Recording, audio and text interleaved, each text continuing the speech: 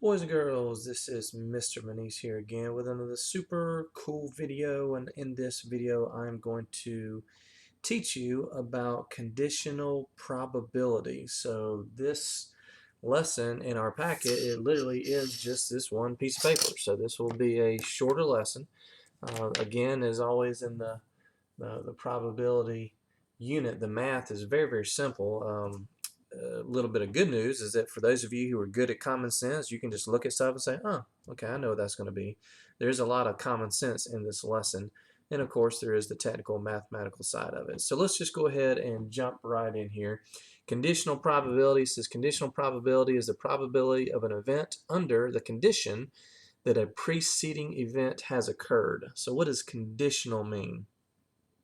What is conditional love? Conditional love, that's what you want. That means I love you no matter what. What you do not want is unconditional love. I love you if you give me money. I love you if you buy me flowers. I love you if you are my BFF and you follow me on YouTwit, Insta, Snapgram, Chat, Face, whatever you guys get on. So, conditional probability, we are assuming something else has already happened. Okay, so if you got two different things, something A, something B, I'm assuming that A has already happened. Out of A, okay, I'm only looking at A, out of those guys or those things, what is the chance of B occurring? Okay, so it says for any two events A and B, the probability of A occurring, given that B has already occurred, is written as probability. Now remember, P means probability. Probability of parentheses A with this vertical bar, A bar B, and is defined as follows. Now before I get into this whole unit, guys, probability is really founded on these trigger words. Okay, you guys saw in the last lesson with compound probability, the words and the word or makes all the difference in the world. You see the word and in the question, you multiply your probabilities. You see the word or in your question, you're going to add the probabilities. Today's lesson is no different. There are going to be a couple of trigger words that we must search for and highlight. Because when you break it down lesson by lesson, it doesn't seem so easy. But when you guys get to the test, then you're going to be hit with questions that say given, or, and. You're going to have to know what all these different things mean. The word for today, guys, is given. I want you to circle that word. We're going to have two words today, but this is the most important one. Given. Okay. Given is a fancy way of saying under the assumption, assuming that something has already occurred. Given that something has already occurred, what are the probabilities of something else occurring? Okay, so when it's written as PA with a bar B, the B, that guy is the given. Okay, write that in your notes. I want everybody to say the word out loud. Given. I want you to literally say it out loud. Given. Okay, one more time. Given. Third time. Just kidding. No, I'm not kidding. Given. Okay. Have I beat that dead horse enough? Okay. So it's going to be defined as this. This is the mathematical way to think about it. The probability of A given under the assumption that B has already occurred is going to be the probability of A upside down UB. Now remember, what does that mean? Okay. That's your intersection, right? That is your overlap. Okay. That's going to be equal to the overlap of A and B divided by the probability of B. Okay, so let me give you a visual, a color example. Okay, so I want the probability. So let's say we got two different things. I've got red and I've got blue. Okay, what is the probability that red is going to happen assuming that B has already happened? Okay, so the probability of B is going to be on the bottom. So when I get done, I'm going to have the probability of B. This is my given, okay?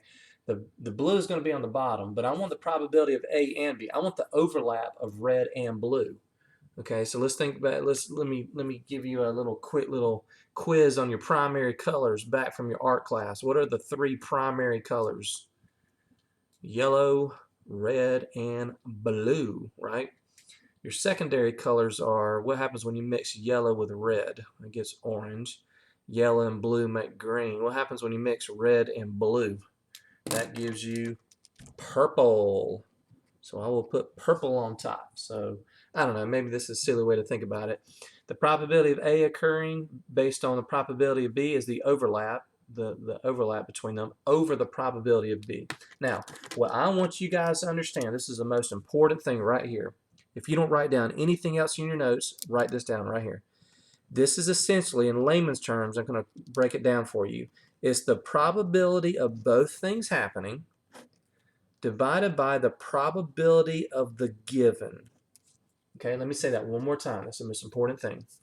The probability of both things happening divided by the probability of the given. Now, how do you know which one is given? Most of the time, they will say the word given, but not always. Okay, so sometimes it might be the thing that they list second. Okay, and sometimes you just kind of have to read into it, but most of the time you will see the word given. So our two important words for the day are both and given. Okay, look for those words. Okay, both and given. All right, so let's go ahead and take a look at an example and see how this works.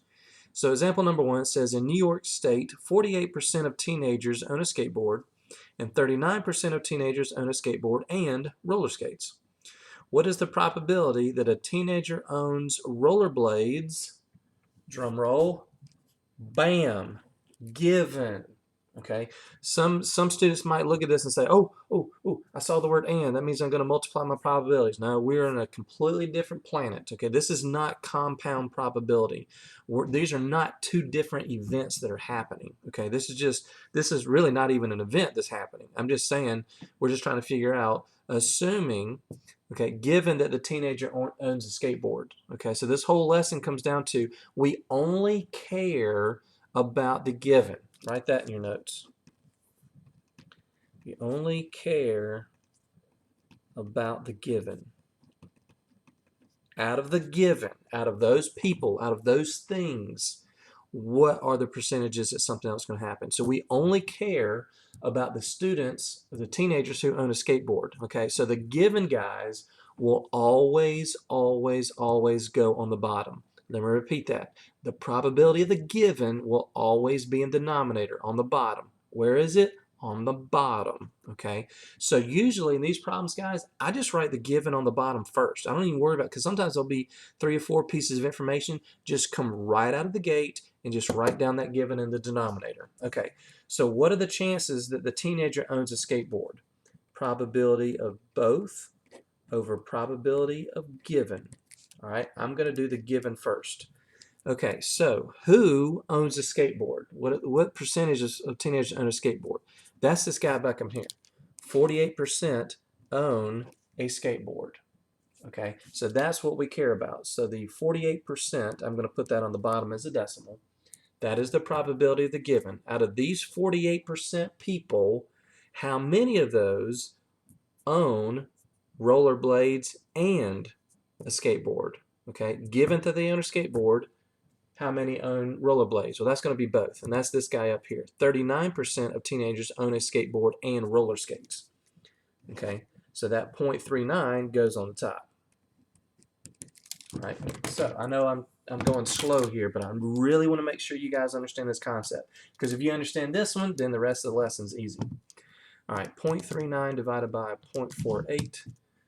Let's go ahead and multiply that times 100 or move the decimal. That's 81.25%. I'm going to keep most of these as percentages today, because most of the information they're going to give us is going to be in percentages or decimals. Doesn't really make a whole lot of sense to leave my answer as 81 out of 100. Okay, we just say 82%. If we only look at the teenagers with a skateboard, 82% of those people will also have rollerblades. Okay, now let's say we made a mistake. Let's say, and I'm going to talk about this later in the lesson, let's say we got these backwards. Let's say that you put the 0.48 on top, divided by 0.39. Okay, so that's going to give me 0.48 divided by 0.39 times 100. That gives me a 123% chance of that happening.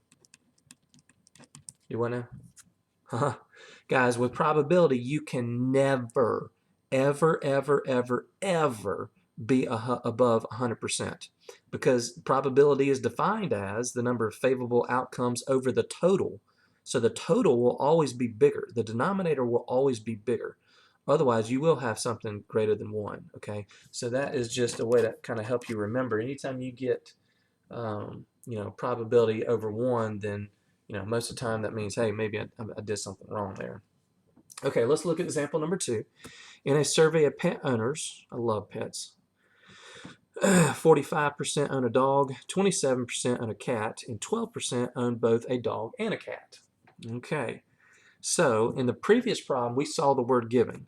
This problem says, what is the conditional probability that a dog owner also owns a cat? Did you see the word given? No. So it's just like our ands and ors. We're not always going to see those words, but most of the time we will. What's the giveaway here? What is this lesson called? Conditional probability. Okay, so they're telling us, what is the conditional probability that a dog owner also owns a cat? Now, here's the tricky part. You have to figure out which one is the given. Okay, which one goes in the bottom? Is it going to be the percentage of dog owners or the percentage of cat owners? So maybe you want to pause the video for a second and think about that for yourself. Okay, so what is the given? Is it out of the dog owners, we want to look at cats? Or is it out of the cat owners, we want to look at dogs? Okay, it says that a dog owner also owns a cat. So again, this unit's tricky because it's all just reading comprehension in its words. It's not just math, okay? What is the conditional probability that a dog owner? So we only care about the dog owners, okay? That is your given. Out of those guys or gals, out of those people, out of the dog owners, how many of them also own a cat? Okay, so this is basically saying probability that they own a cat under the assumption, under the condition that they have a dog. Okay, so this is the way we would actually write that. Going back up to this one, actually example number 1, I forgot to write that down. This one would actually be probability that they own a skateboard and rollerblades under the assumption that they have a skateboard. Okay, so yeah, I should have written that down. So this one, out of the given always comes second. Okay, so that's what I had you guys write up here. In this notation, the given is always second. What is the probability A under the condition that B has already occurred? Assuming that they have a dog, the chances of having a cat. Okay, now the given always goes on the bottom. So what is the percentage for people with a dog? Okay, 45%. That goes on the bottom. Out of these 45% people that have a dog, what are the chances they have a cat? And then the 27 own a cat. So the 27 goes on top. Okay, 0.27 divided by 0.45. Notice that the numerator is higher than the denominator. You divide those, and I get, oh, excuse me. Sorry. I want you to take everything that I just said and erase it from your memory. Sorry, I just made a mistake. Remember, it's always probability of both divided by the probability of the given. It's the overlap. Okay, excuse me, I looked at the wrong percentage. Sorry about that. So the given is the 45% on the bottom. Okay, and then the probability that they have a cat and a dog.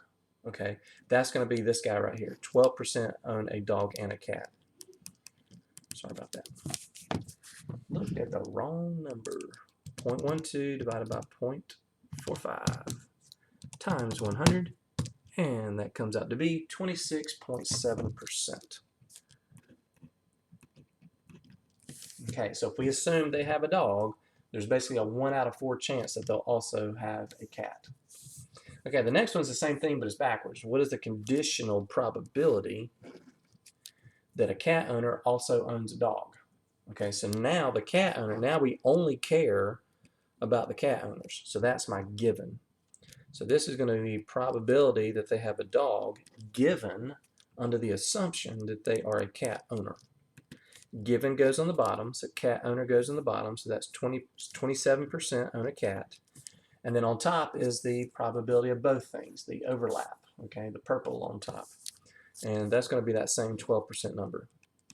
12% own a dog and a cat. So 0.12 divided by 0.27 times 100, that's 44.4%. Okay. Alrighty, let's keep moving on. Example number 3. This is not something that happens in our schools, is it? The probability that it is a Friday and the student is absent is 0.03? Nah, there wouldn't be any students that ever miss a Friday, would they? Probability of Friday and absent is 3%. So 3 out of 100 times it's going to be a Friday when they're absent. It says since there are 5 school days in a week, the probability that it is a Friday is 1 out of 5. Okay, if we're only looking at school days. So 20% of the time, 1 out of 5 times it'll be Friday. What is the possibility that a student is absent? Boom. Given that today is Friday. So we're only looking at Fridays. If we assume today is Friday, how many times or what percentage of the time will the student be absent? Okay, so given goes on the bottom. So this is going to be probability. So again, pause the video and real quick and write down how you would write this. Okay, so this would be probability of what? Probability that they're absent, assuming that today is Friday. The probability that given always goes second. It always goes on the bottom. So the probability that today is Friday, that's the given, that goes on the bottom. And then the probability of both, the overlap, goes on top. And that would be this guy, 0.03. Okay, 0.03 divided by 0.2 times 100. That gives me 15. So exactly 15% of the time, about 1 out of 7. So if we assume it's Friday, we're only looking at Fridays, about 1 out of 7 times that student will actually be absent if we're only looking at the Fridays. Example number 4, you draw a card at random from a standard deck of cards. What is the probability that the card is a heart given that it is red?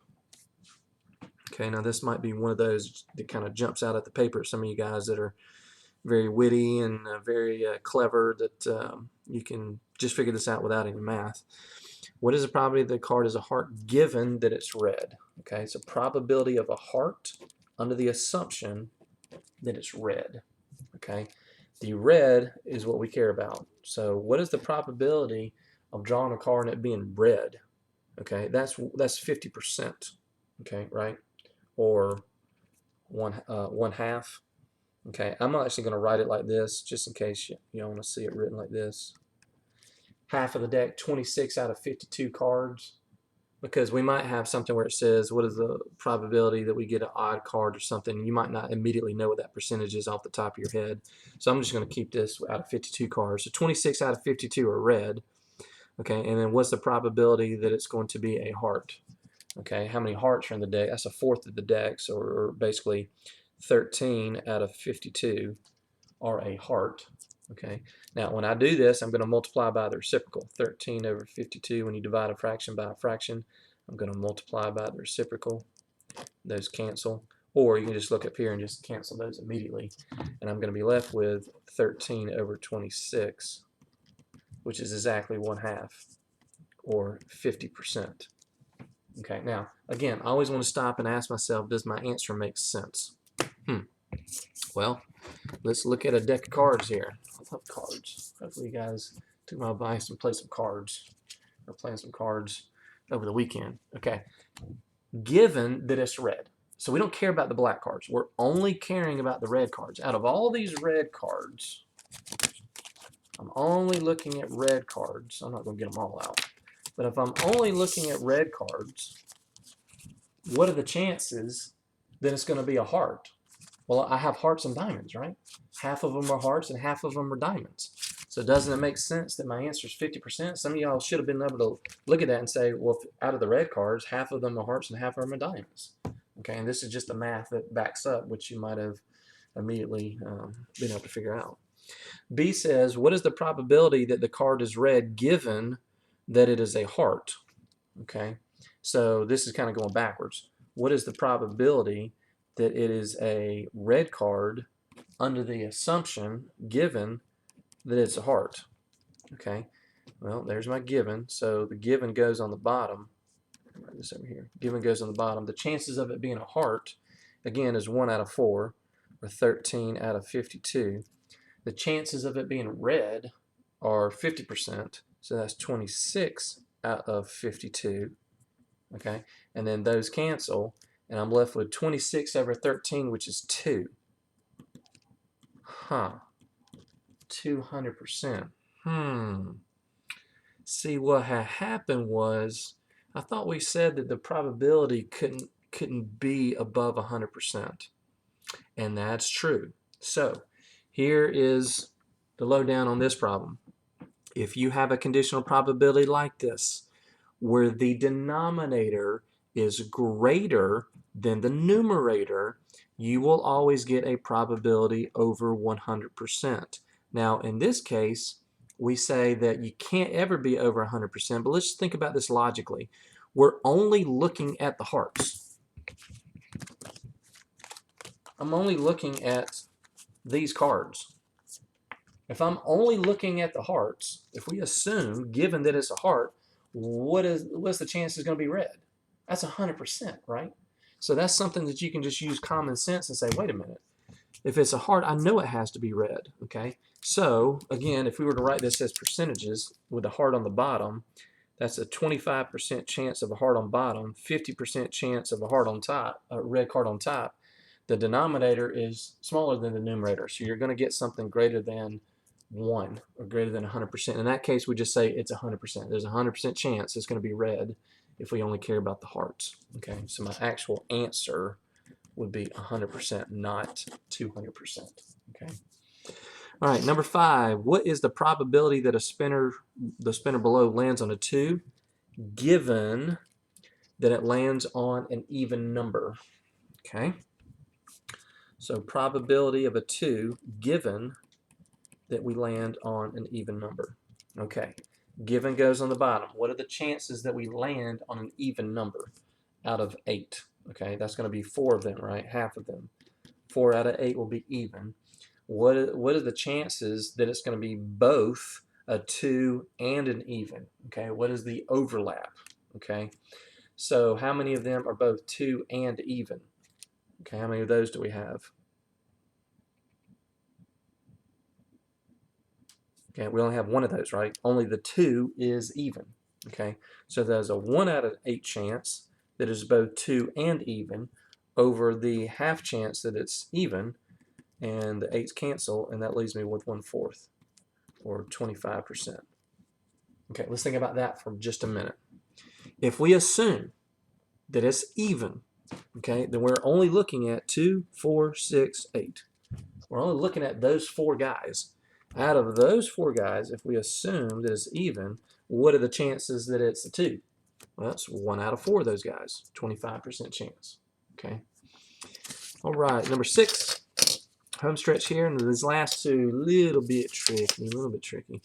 Number 6 says a 2-sided number cube, or 2 6-sided number cubes, 2 dice are tossed, rolled. What is the probability that your sum is even, given that your first roll is a 3?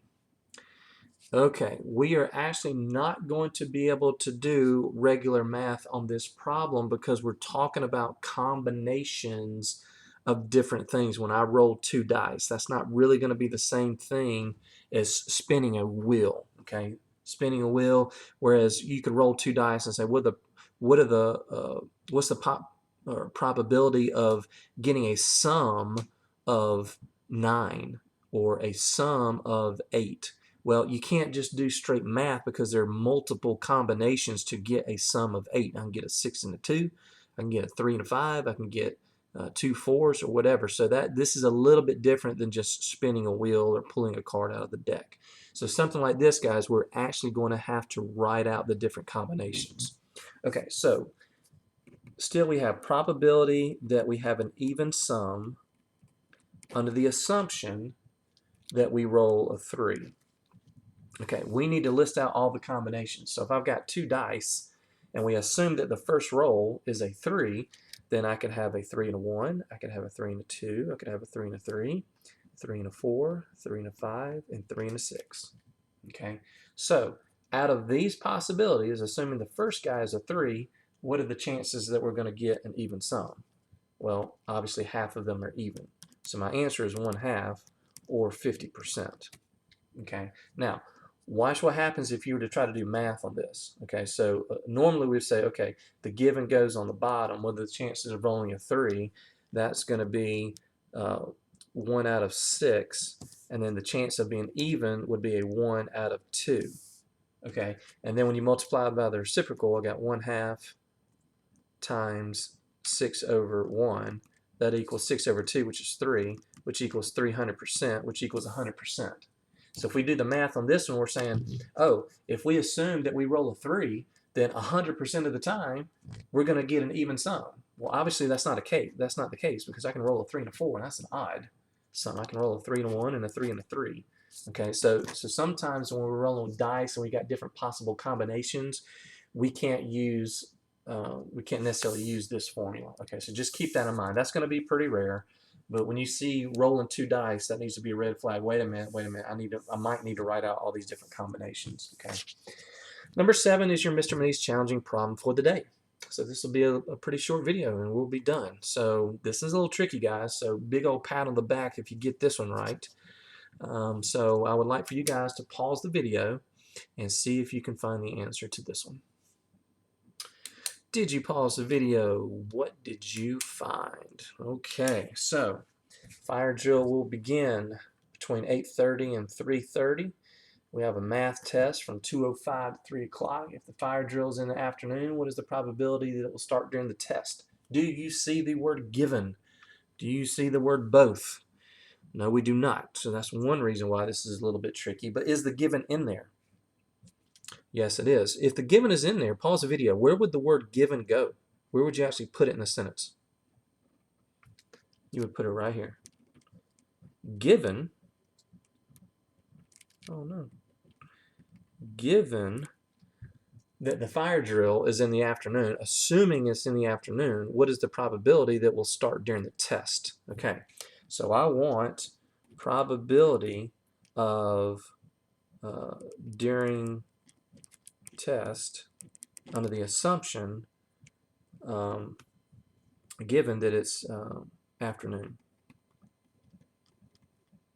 Okay, so this is another one where we're not going to really be able to write down percentages. If we're assuming that it's in the afternoon, we're going to have to break this down into minutes. Well, how many different minutes could it be if it's in the afternoon? Well, what does afternoon mean? That means 12 or after, right? Okay, so we're looking at, if we're assuming that it's after 12 o'clock, it goes, so we don't care about the 8:30, okay, because we're starting at 12 o'clock and going to 3:30. Well, how many minutes are between 12 o'clock and 3:30? That's 3 hours. 3 times 60 is 180. And then we got another 30 minutes. That's 210. So we have 210 minutes in the afternoon the fire drill could occur. Okay. Out of those 210 minutes, what are the chances is the overlap that it's in the afternoon and it's during our test? Well, from 2:05 to 3 o'clock, that's 55 minutes, right? So we have a chance of 55 minutes is the test. That would be the overlap during the test and in the afternoon. And if you divide those out, that comes out to be 11 over 42, or about a 26.2% chance of that happening. So congratulations to you guys if you were to get that right. That's a pretty challenging problem. But that should make sense, right? If we assume that it's after 12, that's about 4 hours, right? From about 12 to 4.